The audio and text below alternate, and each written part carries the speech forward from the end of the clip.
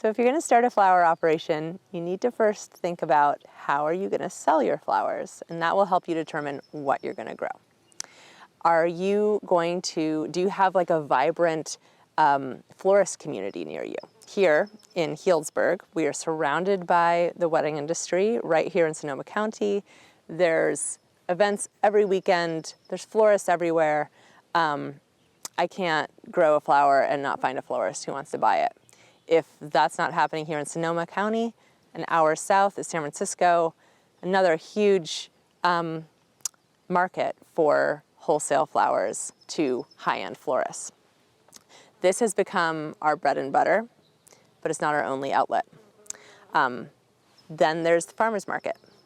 So maybe you are somewhere that you don't have access to the same event industry, or maybe you're not interested in being involved in events. I totally understand that. But you have a community that's supportive of farmers markets. That is probably a great outlet for your flowers. Otherwise, maybe you don't like interacting with the public at all, and you want to sell wholesale to like a wholesaler, a grocery, a hub, that kind of thing. And you have huge tract of land and not a ton of people to work it. And so you need to highly mechanize, and it makes more sense for you to do, weekly successions of sunflowers, and you just mechanize it and send them out. Good to know, like, what kind of person am I? What does my land offer? What is my surrounding community give me the opportunity to play with this operation? Here where we're situated, I mentioned the event industry, very strong here. So that is a huge outlet for our flowers.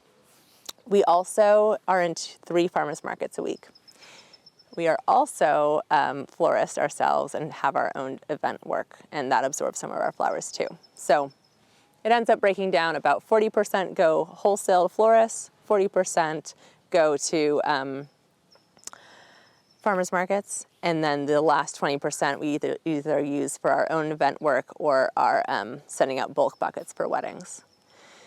So I try to grow things that both work well for event florists and also are in high demand at your farmer's market. So what are these things? For florists, we need things that are hardy, that hold up maybe out of water for long periods of time. They need to be cool, beautiful, trendy colors. Can never have enough peach, apricot, blush, muddy browns. Oren would scoff at these colors, but less saturated colors, you know? And also you gotta kind of be hip and keep your eye on trends, you know? So like these days, everyone wants a pop of blue. Great. So I've got blue scattered throughout my whole crop plan for those desires. That's new. So if you're not a florist yourself, keep your florists close and ask them, what are you wanting? What are you ordering? That's a great thing about selling to florists, is you have direct feedback about, you know, what they want, and you can work it into your crop plan. The farmer's market is going to be more kind of open-armed to brighter, more saturated colors. You're also going to want hardy things that can hold up in windy, sunny markets. So that's a nice kind of crossover. And then there's just flowers that are everybody's favorites. And I kind of like to play upon, this sounds manipulative, but playing upon people's nostalgia is really effective. Here in California is a lot of transplants from the East Coast, many generations of transplants from the East Coast or the Northwest or what have you. They're all very nostalgic for the flowers that they grew up with. Lilacs, peonies, sweet peas, fragrant flowers that stimulate your memory. I don't know. It's just, you can kind of like, if you can grow something that grows well wherever most of the people that you sell to come from, they are just like moths to the flame. So here in this valley, we have very cold winters for California. it gets down into the 20s. And with those chill hours and our hot summers, we can mimic a lot of the growing that happens on the East Coast or the Southeast and the Pacific Northwest, here and there. So we've planted a huge field of lilacs. We've planted a huge field of peonies. We have old-fashioned English roses. We have tons of sweet peas, just lots of nostalgic flowers. These are perfect for the farmer's market and are romantic and beautiful for weddings and events too. We don't sell to grocery stores. It's good to know like what you're not going to do. Don't do it all.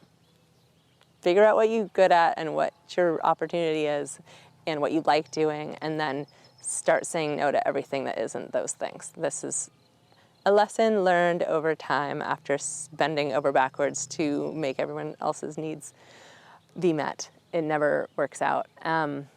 So we don't sell to groceries. We don't make mixed bouquets and sell them to groceries because the price point's just too low. Either be that and do it well and do nothing else, or, you know, don't. So, yeah, kind of hone in on what the parameters are of what you grow and who you sell to, and then get really, really good at that.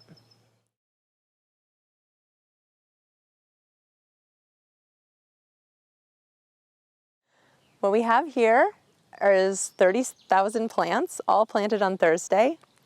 And this is going to make up the bulk of our summer harvest. It's a mixture of annuals and perennials, and all selected based on our requests and tried and true varieties that we grow for florists, and also things that hold up great at the farmer's market. This is to give you an idea of the kind of scale we're at here. This is one of 3 fields that we'll be working off of this summer. And we've come to find that about 5-6 acres is our sweet spot for our outlets. Selling wholesale to florists is going to require a bit more land and larger plantings of your crops than, say, growing cut flowers, mixed bouquets for the farmer's market, or growing flowers for your own design work.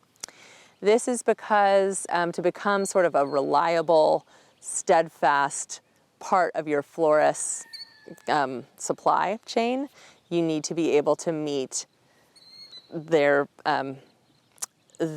like ingredient list for a wedding. So if they're putting on a wedding for 200 people, they're making 40 centerpieces. The centerpieces all need to have the same ingredients in them, likely. So they don't just need a few bunches of phlox, they need 60 bunches of phlox. Whereas if I was just growing on a half acre for my own design work and I was just pumping out weddings every weekend, I could just grow enough for one designer, me, rather than 20 designers, them. So we're sort of a middle of the road farm. We're sort of a large, small farm. There's also smaller farms and there's also micro farms. You can have a profitable flower operation using a half acre of flowers. You're just going to grow very selective strategic crops. You can also grow flowers on 30 acres and have a very profitable operation. But you're not going to have the same things at 30 acres that you have at a half acre. We've got 6 acres of flowers here.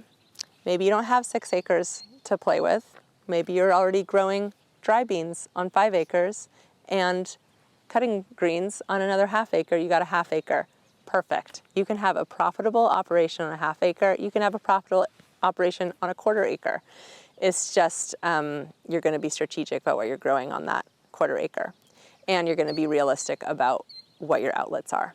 You're likely not going to be selling to florists. You're going to be making mixed bouquets for the farmer's market to brighten up your stand, draw people in, and make profit. You're likely not going to be a tractor scale farm at that level.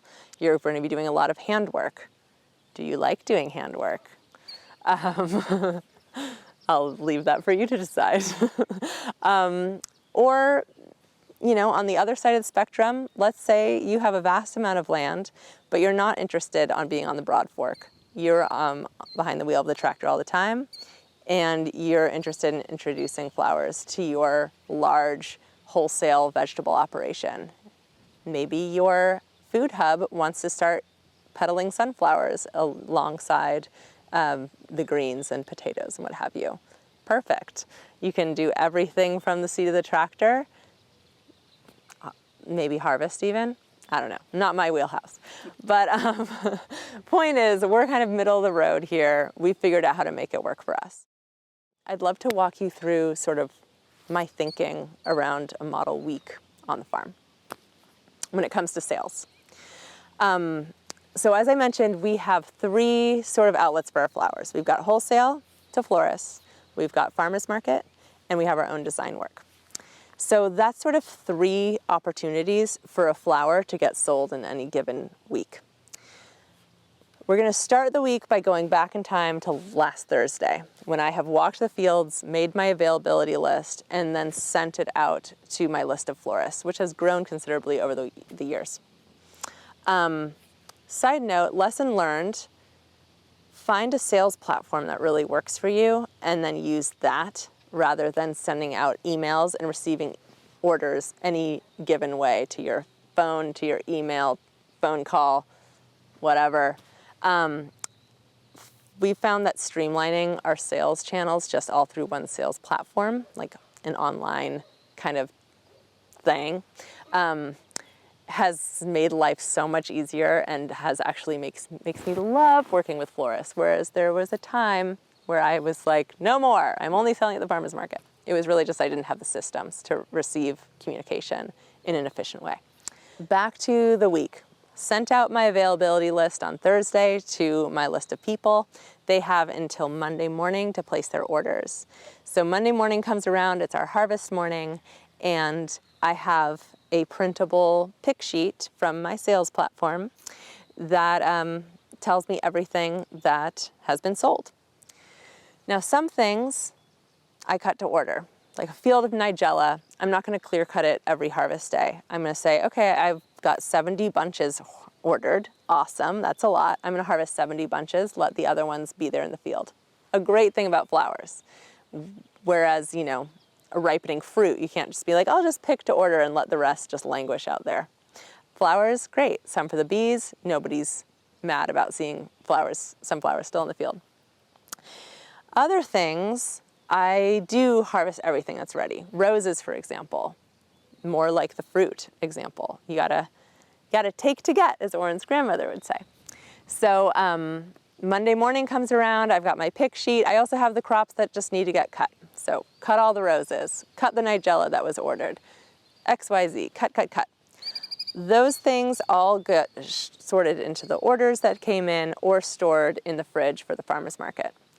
So I love this, like having an outlet for a ton of my flowers, and then it's not a panic for whatever didn't get sold. It can get stored and has another opportunity to get sold at the Thursday farmer's market. Those flowers go out. We also harvested more on Wednesday. Big market, pile it high, watch it fly, farmer's market ethos. The more you have, the more you sell. So if you bring 5 little bunches of flowers, you'll probably sell 4. If you bring 500 bunches of flowers, you'll probably sell 450. So great, we've sold 450 bunches of flowers at the farmer's market. Come back with those 50 bunches.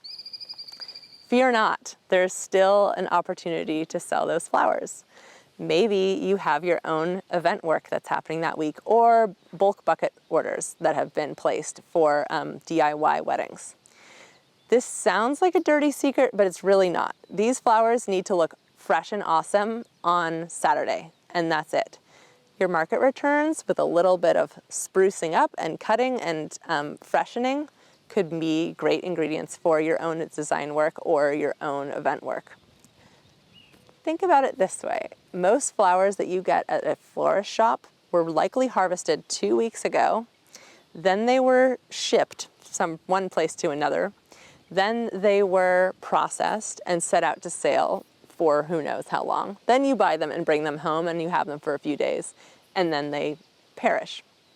People are always at the farmer's market being like, these flowers have lasted over 2 weeks. I can't believe it. I've never experienced this before. It's like, yeah, we picked them yesterday.